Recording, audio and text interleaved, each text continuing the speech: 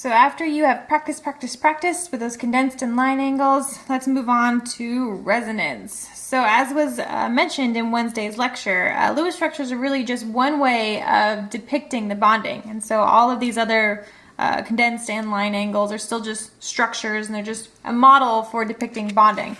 But it's definitely possible sometimes that some compound structures are not adequately represented by a single Lewis structure. Sorry, that was my dog shaking. By a single Lewis structure, or line angle, or any of those structures. Whereas resonance structures then refer to two or more structures that differ only in the placement of electrons. So we alluded to this also in Wednesday's lecture when we were talking about how charge is delocalized. And that's exactly what it says here. In resonance structures, the electron distribution is delocalized or spread out over different atoms. And the true molecule is actually a hybrid of different structures. So let's take a classic example. Let's take nitromethane. All right, so nitromethane looks like this. Here is one possible Lewis structure that you could have drawn for nitromethane. Okay, and if you remember from our patterns that we saw on Wednesday, right, oxygen with 3 lone pairs and a single bond has a minus charge, whereas nitrogen with 4 bonds has a plus charge. Okay, so here's one way to draw the nitromethane. But a quite obvious other way we could draw this is where instead of this oxygen having a double bond, why doesn't this oxygen have the double bond, right? And sure, we can definitely draw that. That is another resonance structure, right? All we are doing is changing where the electrons are going in the molecule. Okay, so whereas here, this oxygen had 3 lone pairs, now this oxygen has 3 lone pairs. Okay, and so these are 2 different structures. Let me make that clear. It's not like this structure just flipped. Okay, when we redraw it, that's what it is, but it's not just the same structure, and you know, it's really just kind of turned upside down or something like that. This really is 2 different structures, and we can know that because if we think about the hybrid, okay, we would say we depict that the electrons are actually being shared over all 3 of those atoms. Okay, not just like one oxygen and then the molecule is just like turning upside down or something like that. Okay, so we know this because they have done spectroscopy and figured out that all of the NO bond lengths are equal.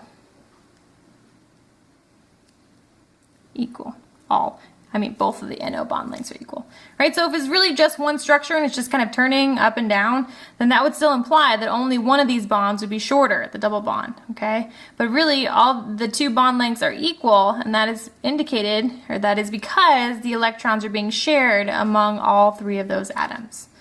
Okay, so here are 2 possible resonance structures. We denote resonance structures with a double-headed arrow. Okay, this is not an equilibrium arrow. We'll see that later. This is just a double-headed resonance arrow. Okay, and we also denote resonance structures with brackets. Okay, whatever's inside the bracket is a pair or a set of resonance structures. Okay, so we use brackets. Okay, and really, there's the hybrid. All right, awesome. So our resonance structures are here, but they are missing something, and that is arrows for the movement of electrons. And you guys haven't done this before, so I'm going to take my time with this. A big thing you need to remember is to draw arrows for the movement of electrons between structures. So how we got from one structure to the other. We're going to show how the electrons move from this structure to get to the other structure. Okay, this will help you determine whether or not your resonance structure is realistic, because some of you guys just go crazy and you're like, why can't there be a double bond over here? Why not? All that kind of stuff. Okay, so if we draw arrows for the movement of electrons, sorry, my dog is now scratching herself. Okay, looks like she's done. All right, drawing where electrons go is really integral to organic chemistry. We are going to be doing this all the time, so you definitely need to practice. That's just the highlight of this handout. It is to practice, practice, practice. So like these quick rules, and then we'll draw it for nitromethane. Always begin your arrow at a pair of electrons, always at electrons, because again, we're talking about where electrons go. So there's a lone pair of electrons, or a bond has electrons, but we're never going to start our arrows at plus charges, because again, we're starting at electrons. And arrows can only go between two atoms. So let's think about this. The difference between these two structures are like this oxygen, which has 3 lone pairs.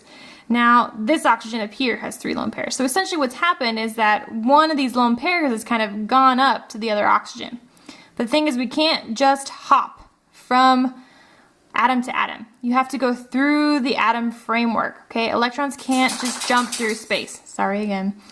Electrons can't just jump through space. So we can only draw arrows between 2 atoms, and we must use the atom framework. Go through atom framework. Okay, so then if we can only go between 2 atoms and we can't jump, first off we have to look for a set of electrons. Again, I told you it was one of these lone pairs kind of ends up there. So my arrow is going to start with one of these lone pairs. And we can only go between 2 atoms. So really the only logical place is for us to give them to the nitrogen. Okay? By drawing this arrow, I am saying that this lone pair, instead of being resting on the oxygen, it is becoming a bond, because now it's going to be shared between the nitrogen and the oxygen. Okay? That is exactly what this arrow is showing. That instead of resting on the oxygen, it's going to rest in between the nitrogen and oxygen. It's going to be shared. Okay? So if I gave these 2 electrons to the nitrogen, as I just said, that would give this electron, though, 10 electrons. Right? If I just gave him 2, he already has 8. If I gave him 2 more, he would have 10 electrons. We can't have that. So instead what happens is that the nitrogen then loses 2 electrons to the oxygen. Okay? And that's where the electrons ended up anyway. That's where we wanted them to go. So this is how it works, okay? We go through the atom framework and they end up at the top oxygen. Okay, again, notice how our arrow starts at a lone pair. It can only go between 2 atoms, so we go to the nitrogen. The nitrogen then, if it accepted those 2, it would have more than 8 electrons. We can't, so it has to get rid of 2. So this double bond, then 2 of these electrons from the double bond end up on the top oxygen. All right, so we definitely need to practice this. A really good example for the movement of electrons between resonance structures is to use the malonate ion. And yes, I am already going to start with our line angle. So please quickly get used to it as quickly as you can. So let's say we have this structure. Okay, and I am going to draw a few resonance structures. So I'm going to start with my open bracket. Okay, so always begin at a pair of electrons. Whenever I see a minus charge, I feel like that's telling me start here. It's screaming start here because it's kind of got excess electrons because it's a minus charge. Okay, so we're going to start a pair of electrons, and arrows can only be between 2 atoms. Okay, so really the only thing that makes sense is for us to push these atoms down to the carbon, kind of give them to the carbon. Okay, so let's say that's all we did. That arrow right there is depicting this structure. You've now made a double bond between the oxygen and the carbon. I forgot my lone pairs over here. Okay, but what's wrong with this structure? This doesn't work because this guy now has 5 bonds. 5 bonds to carbon. Holy crap, no. 10 electrons, 5 bonds to C. And really, no. Okay? So what we have to do is we have to keep moving these electrons, just like we did with the nitrogen up above. Keep moving electrons. Okay, so what we can do then is we can actually move this double bond. Okay, it's got mobile electrons, just like we did over here. We moved this double bond. We can move this one over to this carbon. Again, these electrons were being shared between these 2 carbons, and now they're being shared between these 2 carbons. But then we run into the same problem. Okay, I wanted to X this out. Because then the double bond would just be here, and then again, this carbon would have 10 electrons. So we have to keep pushing, and they end up on the other oxygen.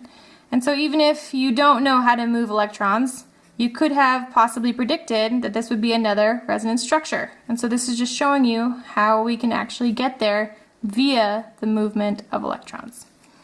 Okay, so again, you might have been able to just predict this structure as a plausible resonance structure.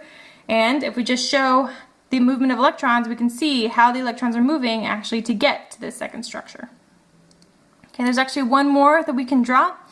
Instead of just resting on the oxygen, we can also rest it right at the carbon. Okay, the minus charge rests at either oxygen. Why can't it rest at the carbon? Sure, it totally can. And that is our third and final major resonance structure for the malonate ion. Okay, so if we think about the hybrid then, what that looks like is, as you can see by our arrows in terms of how we have pushed the electrons, right? It's kind of being shared among all of those 5 atoms. So let's denote that with our little dot, dot, dots. Okay, and this guy has an overall minus charge, so I'm going to put some brackets around it. Okay, so here is our hybrid. And just as we've drawn by our movement of arrows, you can see the electrons come here all the way over there, and then from here they end up at the carbon. So really they're being shared among all 5 of those atoms. Okay, and so that's what I'm showing here. The electrons are delocalized. Okay, over all of those atoms. Okay. So an important thing to remember, really, is that although we call them resonance structures, it's really kind of an unfortunate name, right? It's not resonating between the two, okay? So it's not just going back and forth between the two. We couldn't ever isolate like one of these. It's a hybrid of the two. It's a hybrid of these 3, okay? So just as it says here, it's resonance, a good example, would be if we had a blue horse and a red donkey, they don't resonate, okay? Those are how we would draw individual structures, but the true picture would be a purple mule. And so that's when a horse and a donkey, when they mate, they make a mule. And so this is the true picture, okay? So we'll denote that this is the true, and here are the Lewis structures. That on there, the Lewis structures. So again, it doesn't resonate between the two. The true molecule is the hybrid of the two. Okay, so let's do one more example. Let's take ozone. So we saw this actually in Wednesday's lecture. Here is one way to draw the Lewis structure. Okay, again, remember oxygen with 3 bonds in a lone pair, plus charge. 1 bond, 3 lone pairs, minus charge. Okay. So, a lot of you, I'm sure, can easily see the other possible structure. So if it helps you, we can just draw it. Okay, if it helps you. Here's the other possible structure, right? Again, I'm pretty sure you guys can all figure that out. That if the double bond is over here, why can't it end up over here? And that's true. Why can't it? It does. Okay, but let's just show how we move the electrons between these 2 structures. Okay, again, I said that when you see a minus charge, it's kind of screaming, start with me. So I'm going to start there. And again, we can only go between 2 atoms. So I'm going to give them to this oxygen. And that's how I form a double bond there. Look at that. Okay, that's how I form the double bond. But then again, if we give oxygen these 2 electrons, he would then have 10. Okay, so we're giving him 2, 4, 6, 8, 10. We can't expand the octet on oxygen. So we have to do something with 2 more electrons. And so the answer is to give them to the other oxygen. And that is how that lone pair then ends up on the other oxygen. Okay, so it's just showing how the electrons get from where they are in one structure to the others. And this also helps you see the hybrid, right? Because in the hybrid, wherever your arrows have gone is where the electrons are being shared. Dot, dot, dot, dot, dot, dot, dot. Okay? Again, they know that this is true. It's not just resonating between the 2. It is a hybrid because all the bond lengths are equal. Okay, so it's not like for a period of time this bond's shorter and then this bond's longer. No, all the bond lengths are equal because again, it's not resonating between the 2. It is a hybrid of both.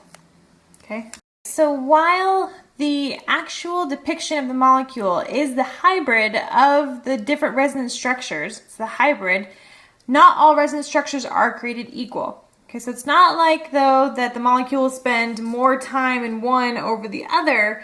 It's just that the actual true picture of the molecule, the true depiction, just has more character from the more stable Lewis structure.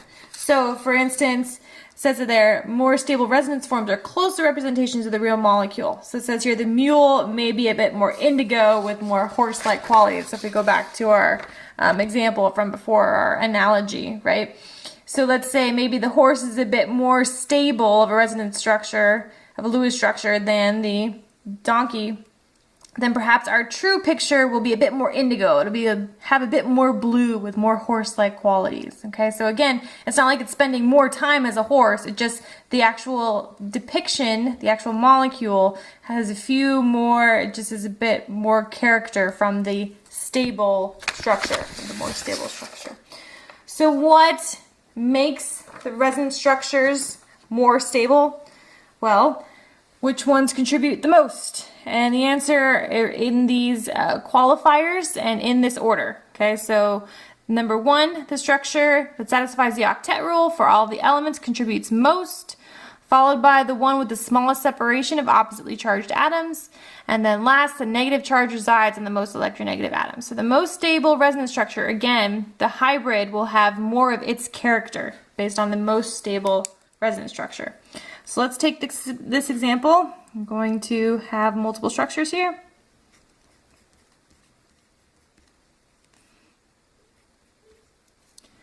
Okay. So let's start with this structure. It may not be obvious this time, as obvious, what other resonance structures there could be. So let's just think about where the electrons can go. As I said before, the minus charge kind of tells me to start there. So if I start with these electrons, I can only go between 2 atoms. I can just give them to the nitrogen. But we can't just leave them on the nitrogen, because then that would expand its octet. So what do? We kick them up into the oxygen. So here's another possible structure. By the way, did you guys notice that nitrogen has 4 bonds, so it's got a plus charge. Carbon has 3 bonds with a lone pair, minus, and then oxygen still had its 2 bonds with the 2 lone pairs. Remember the honk principle and the patterns? Alright, so now though we have the oxygen with a single bond and 3 lone pairs. What's its charge? It's got the minus. Our nitrogen still has 4 bonds. What's its charge? It's still positive. Okay, so there is one more resonance structure. It may not be nearly as obvious, but this nitrogen actually does have a positive charge, which says that it does want electrons. So what if we just gave it some electrons? As you recall from the previous page, what we can do is we can start with lone pairs, or we can start with a bond. We do have to start with electrons. So the lone pairs are a good option here. But here we can also start with the double bond. Double bond, the electrons are mobile. So I'm just going to take 2 electrons from this double bond and just give them to the nitrogen. So you can see after we do that, our structure is going to look like this. So now our nitrogen then will have a lone pair, and he's happy, right? He likes 3 bonds and a lone pair. So what am I missing though? If you'll notice, this guy is neutral, this guy is neutral, but now I have a negative charge. There must be a positive charge somewhere. It's on this carbon. So unlike this carbon where the carbon has a lone pair, this carbon has no lone pair. So he just has a plus charge. Okay? So here are the 3 main resonance structures. So now let's go through and see which one contributes most to the actual picture of the molecule, which contributes most to the hybrid.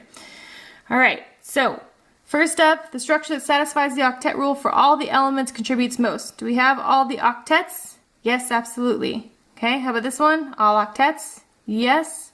This one, you'll notice actually the carbon only has 6 electrons. That's why it's got a plus charge, right? Carbon has a family number of 4 minus 3 sticks. That is plus 1, okay? It actually does not have its octet, okay? So this one, no octet on C. So this guy is ranked number 3 of them all. He is the minor contributor. And that kind of makes sense because he was the least obvious of the 3. Okay, all the other 2 have full octets, but here on this carbon you can see he's only got 3 bonds, he's only got 6 electrons, he does not have a full octet. Next is the one with the smallest separation of oppositely charged atoms. Can you see that both the first and the second structure, they're just separated by a single bond, the two charges. So that doesn't really, it's moot here. So last, the negative charge resides in the most electronegative atom. Well, for which is that true? The negative charge on the least electronegative carbon or the more electronegative oxygen? Yes. So the most electronegative atom should have the minus charge. So this guy is the most important. Okay, followed by this guy. Because the minus charge, minus on most electronegative atom. And that's because that's where the minus charge would prefer to reside, right? It definitely has more electron density, it's more stable because the oxygen is more polar than the carbon. It's more electronegative.